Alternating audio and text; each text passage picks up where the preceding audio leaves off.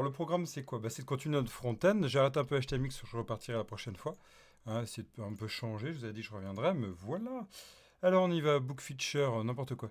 Donc on est sur notre application Angular, vous vous souvenez, Angular 17, npm start, hein, on avait fait donc du coup du NGRX Signal, c'était super sympa à voir. Et toute l'approche en fait RX méthode, vous vous souvenez, hein, tout ce qu'on avait vu, on va faire une petite révision de ce qu'on avait vu. Bah, vous regarderez l'autre vidéo pour voir le complet.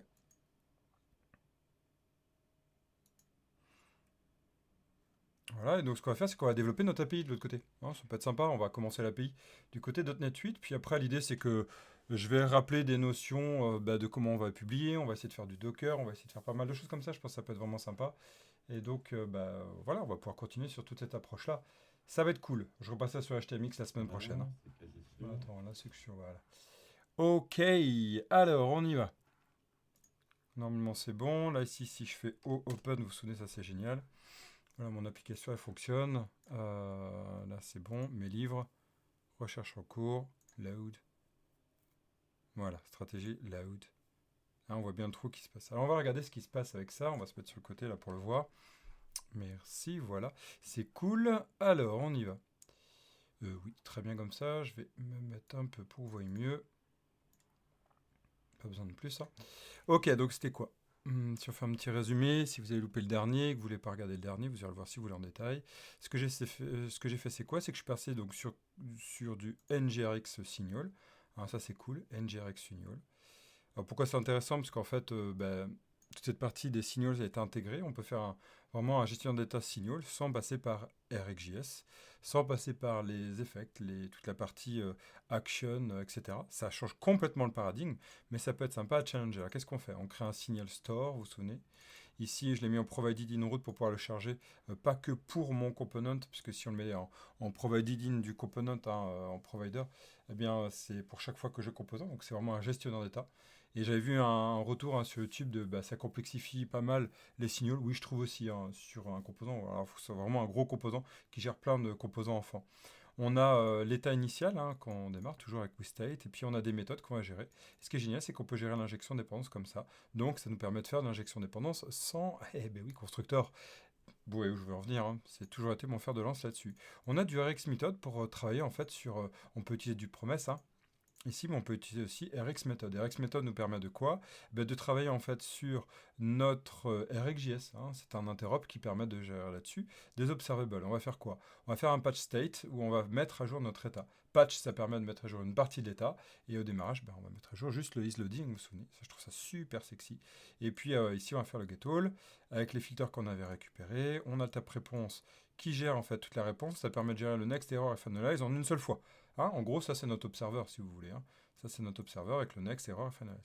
Pour rappel, finalize c'est qu'une seule fois et c'est complete. Hein, et le next c'est à chaque fois qu'il y a un tick, hein, à chaque fois qu'il y a un next dans l'observable parent. Et donc là on fait un patch, c'est fini, youpi. Et une fois que c'est fini, quand il y a le complete, espérons qu'il est complete, on dit loading est fini. Ça nous donne bien ce comportement, tudut, ça charge et après false. Ok, super, c'est cool, non?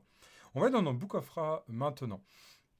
Vous voyez quoi ici? Donc ici, on a simulé en fait notre API. Hein, d'accord? On a simulé notre API avec un delay en pipe. Moi, je trouve ça vraiment super fort de faire ça. Et franchement, niveau complexité, on n'est pas sur quelque chose de très très complexe. Alors, ce qu'on va faire, c'est qu'on va aller travailler cette notion où cette fois-ci, on va créer donc notre web API. Alors, je suis navré, vraiment navré. Je ne vais pas avoir beaucoup de temps pour ce live. On continuera demain ou lundi ou plus tard.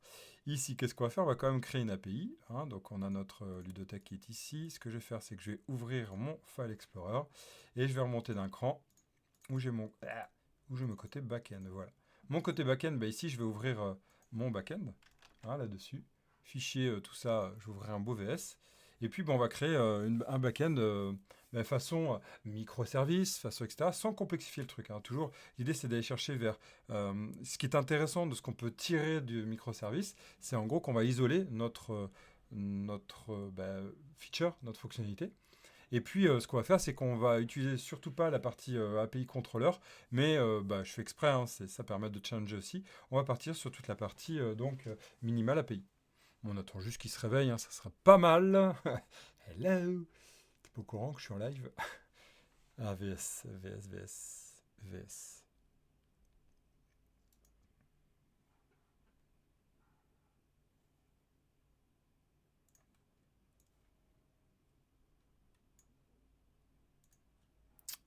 Ok. Alors, il est où mon VS? D'accord. C'est pas mal. Bah, je sais pas ce qu'il a. Bon, on va attendre, hein. Si vous êtes patient, bah, tant mieux. J'aimerais au moins voir ça. Alors, notre objectif, c'est de quoi? Bah, déjà de créer une première API. Bah, voilà, il suffit de lui dire. On va créer un projet. On va le mettre en Web API. Allez. Hello. Bah, dis donc, ce soir, c'est... Faut pas être pressé, hein. Mais qu'est-ce que c'est? Bon, bah... Je vais faire une musique d'ascenseur en attendant.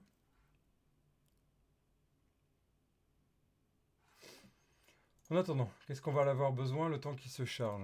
Je sais pas du tout pourquoi il est comme ça, là. Ah, peut-être que j'ai plus de place. Fais voir. Peut-être que c'est ça.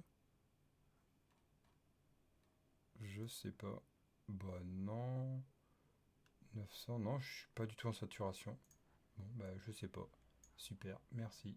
Ah bah voilà, il suffit qu'il se réveille. Génial. À chaque fois c'est ça. API avec Web ASP.NET Core. Ok, on y va. Là c'est bon. On va prendre l'URL qui est là. Donc on va se mettre dans backend. Et donc là c'est ma ludothèque. Hein, ludotech.backoffice.web.api. Là on va enlever le web API. On va mettre le nom de la solution. Moi j'aime bien vraiment séparer les deux. J'y vais, je fais suivant. Super. Ici, ce que je vais faire, c'est je vais activer Docker. Alors, bah, si vous voulez suivre ce que je fais, bah, activez Docker. T'as vu ça? C'est super logique avec Evan. Donc là, moi, j'ai mon Docker qui est activé, d'accord? Ici, donc bah, on va le travailler. N'utilisez pas d'instruction supérieure. Bah si, et utilisez contrôleur, non, cette fois-ci. Hein, n'utilisez pas, ils avaient expliqué ce que c'est, pourquoi n'utilisaient pas. Enfin bref, on m'avait raconté, là, c'était un lead tech qui avait regardé pourquoi. Bah cool. Bah, en soi, je trouve ça un peu dommage, ça fait mal au crâne, mais ce qui paraît, il y a une explication logique à ça. Ils ont mis ça en négation. Donc on va utiliser OpenAPI, on va se mettre en Docker Linux, même si on est sous Windows. Bon, de toute façon, on a euh, notre zut, bah, j'ai perdu le nom. Bah, il ne voudra pas revenir. Mais en gros, notre support Linux. Ok, c'est parti. J'espère qu'il ne va pas prendre autant de temps. Alors, qu'est-ce qu'on va faire ici aussi? C'est qu'on va aller travailler la notion de comment on fait pour, dans React, qu'est-ce que je dis? Dans Angular, comment on va faire pour aller appeler notre URL et qu'elle change. Il y a différentes techniques pour ça. Et une des techniques, l'idée, c'est d'utiliser les variables d'environnement. On verra comment le faire par la suite. Donc là, qu'est-ce qu'on va rajouter? D'abord, ce que je tiens à rappeler, c'est qu'en .NET 8, ils ont rajouté pas mal de choses, pardon, pour Visual Studio, qui peuvent être vraiment intéressantes.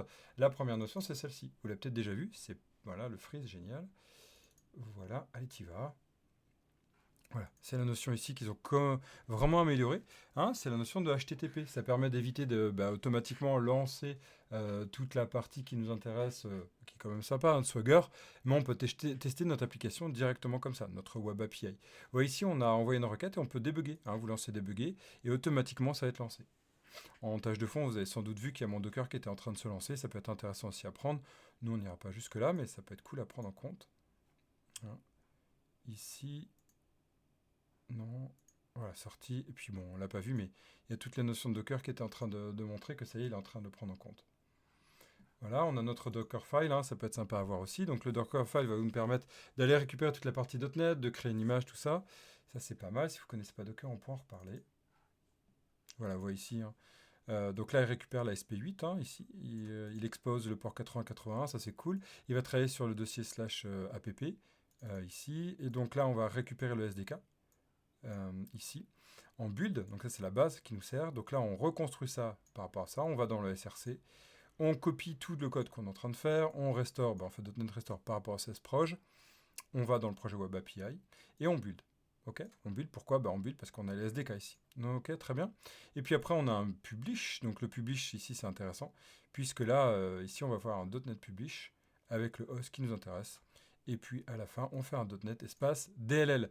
.NET espace DLL, vous le savez peut-être, c'est ce qui permet de lancer une application .NET, vraiment l'exécuter, et ça lance ce que vous voyez en dessous ici, c'est-à-dire notre Kestrel. Hein, directement, c'est quand même cool. Il y a des paramétrages qu'on peut faire, on pourra en revenir bien sûr. De toute façon, le but, c'est d'apprendre à travers ces tutos. Alors moi, je pourrais rester jusqu'à 18h10 grand maximum pour aujourd'hui. Donc notre objectif, ça va être de créer notre première API et tenter de l'appeler avec une simulation de toute la partie Corse. Ok, donc je rappelais le HTTP, ce qui est bien c'est que ça nous a lancé, et on peut aller tester, vous n'êtes pas obligé de le tester là, hein. Ici on peut faire try it out, on peut faire ici execute, et on a le résultat, c'est super. Regardez, ici on peut faire exactement pareil, une fois que c'est lancé, envoyer une requête, on a le résultat sur la droite. Ça c'est pratique, c'est un gain de temps aussi qui est magnifique, et maintenant c'est intégré. Pourquoi tu veux pas? Je pense qu'il n'a pas pris la bonne URL ce malin. Ah oui, mais si tu crées une URL ça fonctionne pas, mais... Ni, ni. Bon, c'est pas grave. Alors on y va. Puis, ah oui, oui, il a mis le HTTPS, c'est malin. C'est pas du tout ça. Ouais, bon, ça, il y a encore des choses à améliorer, mais c'est pas grave. Ça se corrige vite, hein. Voilà. Alors, comment je sais l'URL? Il y a plusieurs façons de le faire. La première façon pour le savoir, c'est dans le Launch Settings. Hein, ici, c'est pour ça qu'il a pris celui-ci. 230. Sauf qu'en fait, c'est bien sympa, mais quand il le lance comme ça avec envoyé, bah, il change l'URL. Ils n'ont pas encore amélioré le truc. Pour moi, c'est un bug, quoi. Là, ici, c'est sur Launch Settings, donc c'est normal, en fait, qu'on a ça. Sauf que là, bah, on est même pas sur celle-là. On n'est même pas sur 2IS. On est sur Docker, en fait. Du coup, bah voilà. Hein, donc, bah, c'est cool. Il n'a pas pris la bonne. Moi, vous changez là, hein, ça ne change pas grand-chose. Voilà, on va lancer la requête pour voir. Puis notre objectif, comme je vous disais, c'était au moins d'avoir...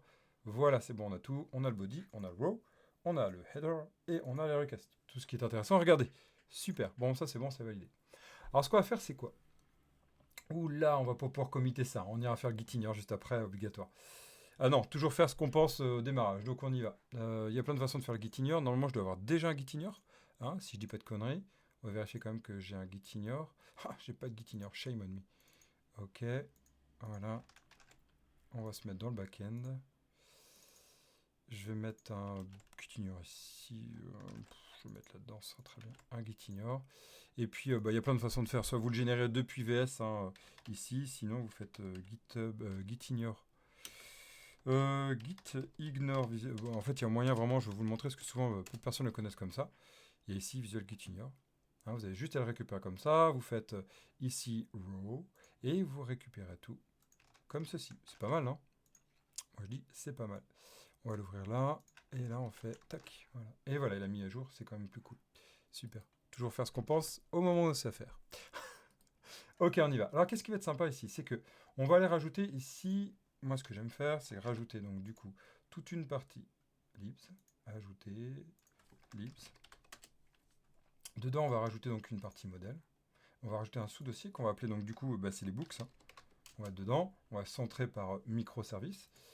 Attention, je ne mets pas tout en place. Hein. Et donc là, on va rajouter un nouveau projet. Pour l'instant, on va y aller simple, puis après, on incrémentera ça par la suite. Mais je vous dis, là, il y a très peu de temps. Donc, on va à l'efficacité déjà pour tester. Ok, donc là c'est une bibliothèque de classe, et là on va faire point books, point models. Ok, alors ce que j'aime bien faire souvent c'est core aussi, pour avoir tout, mais ça fait confondre avec .NET Core, donc c'est toujours un débat. Ok, c'est bon, .NET 8, oui, youpi, super. Donc qu'est-ce qu'on va faire ici? On va aller rajouter, on va virer cette classe qui sert à rien. Franchement, il faudrait que je vire tout ça de template, à chaque fois je le dis, puis j'oublie. Ça fait depuis des années que je le dis. Oh, un bel arc-en-ciel. Vous voyez pas, mais c'est la tempête ici. Et il y a un super bel arc-en-ciel. Ouais, magnifique. Ok, je peux pas tourner la caméra, je m'en excuse. Ok, ici, on va rajouter quoi dedans? Ben, on va rajouter notre première classe qui va représenter donc du coup notre book. Donc c'est un domaine fonctionnel, hein, rappelez-vous. C'est vraiment une approche fonctionnelle, hein, body, contexte, tout ça. Sans complexifier, ça sert à rien d'aller complexifier. On va aller ici rajouter, on va revoir quand même du côté Web API ce qu'on a. On va chercher notre book ghetto book. On va récupérer, pas besoin de ça. On va récupérer le book. Ouf, voilà, book. On a un ID, un title, un auteur. Donc ID title déjà on va faire. Ici on y va. Alors on pourrait utiliser un record, mais attention, il y a toujours cette tentation, puisque c'est présenté par Microsoft partout, d'utiliser des records tout le temps. Keneni, hein Keneni Dylan, qui s'appelait Nenny. Non, super blague. Non, l'idée c'est d'utiliser un record que quand ça a une justification. C'est quoi un record? Pour moi, c'est un value object. Donc est-ce qu'on utilise un record là? Non, c'est pas un value object. On compare pas ses properties. Hein. Une pièce de monnaie, euro par exemple, oui. Mais là, on est sur un vrai book, donc une vraie classe. Pour moi, un livre. Alors, un livre est différent par son ISBN. Hein. Donc du coup, c'est hyper important. Alors, si je regarde, c'est hyper important pour moi cette notion. Fais attention à ce que propose Microsoft. Hein. Il raconte pas toujours que des bonnes choses. Hein. Ok, ça c'est vraiment le point que j'aime bien. Alors il y en a, c'est vrai qu'on peut avoir des réflexions, moi je les ai aussi, hein, sur, franchement ça peut être lourd. Hein. J'accompagne en ce moment une entreprise là-dessus.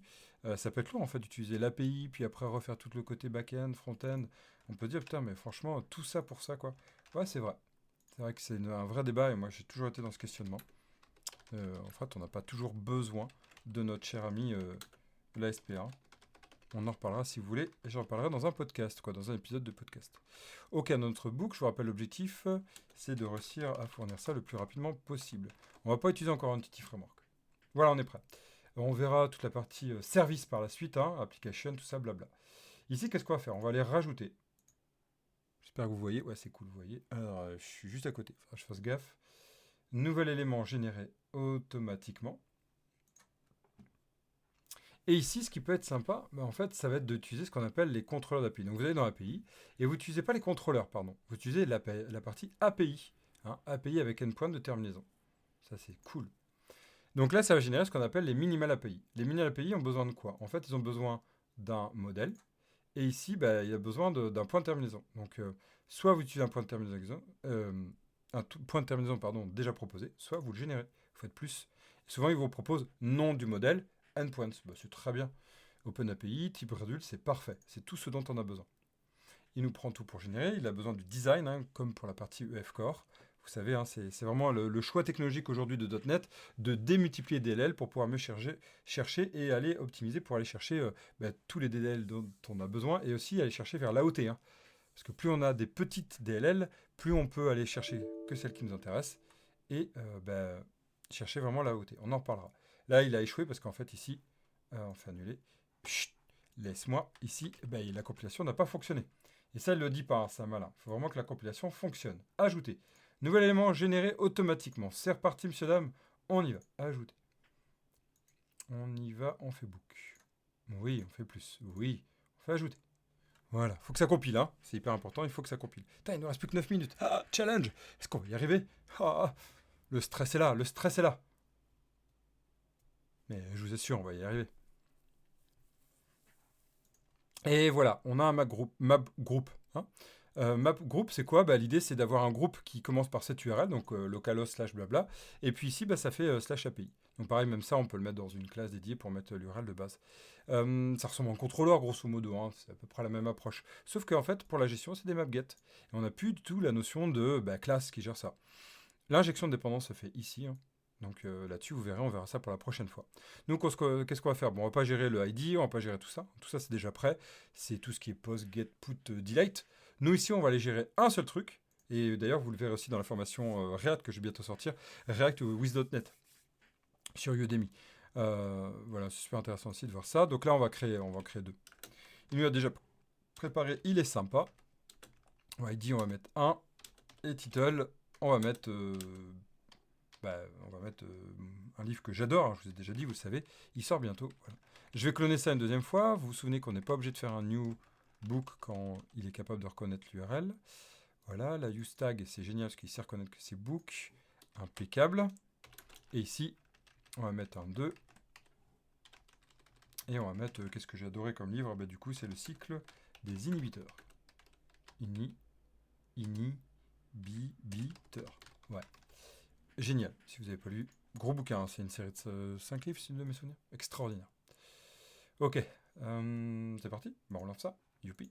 Alors, on peut lancer ça là. Ah oui, mais il n'a pas prévu mon truc. Hein, comment on fait? En fait, vous allez pouvoir explorer, regardez ici sur la gauche, ce qu'on appelle les points de terminaison. Alors, dans Visual Studio, le dernier, ça peut apparaître plus facilement. Sinon, vous allez dans Affichage. J'ai autre fenêtre. Et regardez ici, vous avez la partie point de terminaison ici. D'accord? Ça, c'est super pratique parce que quand vous tombez là-dessus, vous tombez là, vous faites rafraîchir pour être sûr, et il va lire tout, regardez-moi ça, il lit tous les get, post, put, delete. Et donc là, ce que vous pouvez faire, dire, ok, ça, je vais le générer. Soit je l'ouvre, soit je génère dans une requête. Requête.http, oui, bien sûr. Hop, et regardez, il vous le rajoute directement. Sympa. Il reprend la même URL de host adresse, et puis, c'est parti. Alors, vous faites débugger. Moi, je trouve ça génial. Il faut le savoir, mais c'est pratique pour tester. Vous n'êtes pas obligé de passer par Swagger, même si Swagger est automatiquement lancé. Alors, SSL, could not be stated, see the next part. Ok, on y va, on va attendre déjà voir là s'il fonctionne. Execute. Eh bien, c'est bon. Hey, amazing! Inhibiteur, c'est bon, je tout écrit. C'est le 49153, c'est bon.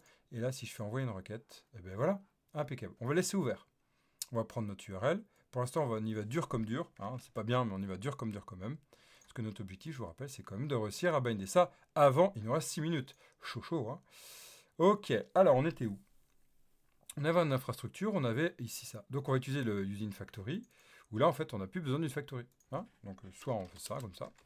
C'est cool. Et donc c'est parti, on va renvoyer ça. Donc qu'est-ce qu'on renvoie ici? On a besoin d'injecter notre cher ami. Donc on va faire private read only, client, HTTP. HTTP reçoit inject, hein. Comme je vous dis qu'Angular maintenant c'est super bien. HTTP client. Youpi. Là on a injecté HTTP client. Mais pour que ça fonctionne, il faut s'assurer que dans la partie... T'es où toi? Fous tes yeux, Van. Dans la partie de mon code, donc il faudra que je recompile. Hein. Je vais faire ça. Vous vous souvenez, hein, je suis dans des... tu t'arrêtes, s'il te plaît. Voilà, oui. Merci. Là, on n'est pas dans notre application. Hein. Rappelez-vous, c'est dans le front-end. On va s'assurer que, pas du côté serveur, mais du côté app config. Il est où? Config, là, vous voyez ici, on a provide router, provide client indirection. Ça, c'est sur toute la partie SSR. Ici, il faut faire un provide. Provide, ht provide. J'ai dit provide, s'il te plaît. Qu'est-ce que je dis? Oui. HTTP client. Et voilà, on est en train d'injecter ce qui s'appelait avant feu, le HTTP client module. Ok, c'est le même principe. Il vous dit configure Angular HTTP client. Des fois, check le normal. On peut faire du interceptor avec with interceptor. Et on peut aussi enable les fetch. Hein.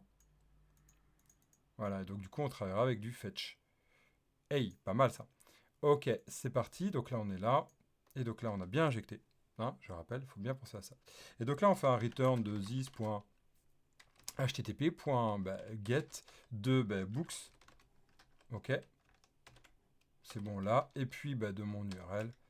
Et là, j'y vais pour l'instant comme un dur, comme un bourrin. C'est pas bien, mais on verra ça pour la prochaine fois. Mon objectif, c'est que ça fonctionne maintenant. Donc là, on va reprendre l'URL de mon API. Voilà, et on verra après pour la prochaine fois. Attention à ne pas reproduire à la maison. En tout cas, si, mais pas en prod, d'accord? Ça, on va se mettre un to do. Hein, to do. Don't do that in prod. En vrai, ce qu'il faudrait faire ici, c'est pas ça. Hein. C'est se remettre ça dans une factory en plus. Ok, on y va. Alors, c'est pas bon. Hein. Il nous faut ici API slash... Vous l'avez? Ouais. API slash book. Book. Ok. On verra pour gérer tout ce qui est paramètres de récupération de paramètres get. D'accord? On va recompiler. Puisque là, on était dans une librairie. Et normalement, youpla boum, on a gagné. Il nous reste 3 minutes. Challenge. Est-ce qu'on va réussir? C'est génial, session réussie. On aura développé très rapidement une web API pour montrer que la complexité, elle n'est pas énorme là-dessus. Voilà. Il va nous relivrer notre front-end. Notre web API, j'ai fermé, j'espère qu'elle ne va pas s'arrêter. Non, elle est toujours ouverte, c'est cool. Ah, on voit les conteneurs d'ailleurs, on voit ici, hein, ça c'est cool sur notre image. Alors c'est bon, F5, on y est. Mes livres, load. Alors, qu'est-ce qui se passe ici? On voit qu'en fait, j'ai pas géré les URL. Fade to load. On a un cross-domain. Alors pour l'instant, on ne va pas s'embêter avec du cross-domain. D'accord? Il faudra le paramétrer. Pareil, ce sera la prochaine fois. Je vais simuler mon CORS. D'accord?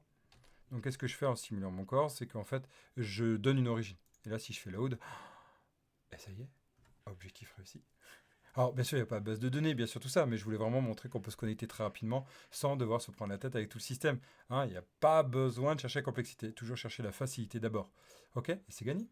Voilà, vous voyez un petit endpoint qui est simple. Une action pour, une action contre les endpoints. Je ne suis pas en train de discuter du débat de l'intérêt. Moi, je trouve qu'il y a un intérêt. Et après, à voir si ça vous intéresse ou pas. Il y en a qui préfèrent les contrôleurs. Ouais, c'est cool. Au moins, vous voyez notre approche.